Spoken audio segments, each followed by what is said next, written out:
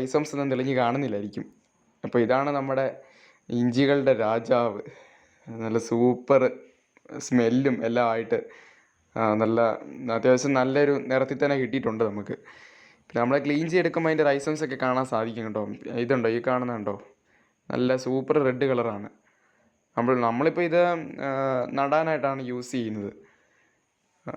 പിന്നെ ഒരു 10-15ഓളം ചീനപ്പോൾ നമുക്ക് കിട്ടിയിട്ടുണ്ട്. പിന്നെ ഈ കാണുന്ന ഇഞ്ചി മൂത്ത് പോയതാണ് കേട്ടോ. ഓവറായിട്ട് തന്നെ വളർന്ന അതിൻ്റെ മൂത്ത ഒരു പരുവമാണത്. അതുകൊണ്ട് ഒരു ഹാർഡായിട്ടൊരു റെഡായി പോയിട്ടുണ്ട്. ഇനിയിപ്പോൾ നമുക്കിതൊക്കെ ഗ്രോ ബാഗിലേക്കും ഒക്കെ നട്ടെടുക്കണം. അതിനുമുമ്പ് നമുക്കിതിൻ്റെ കുറേ ഗുണങ്ങളൊക്കെ നോക്കാം കേട്ടോ. ഇതിന് ഒരുപാട് ഗുണങ്ങളുള്ളൊരു സംഭവമാണ്. ഇഞ്ചികളുടെ രാജാവെന്ന് തന്നെയാണ് ഇത് അറിയപ്പെടുന്നത്. ഇതിൻ്റെ ഒരു പ്രത്യേകത എന്ന് പറയുമ്പോൾ നമ്മൾ സാധാരണ ഇഞ്ചി ഉപയോഗിക്കുന്ന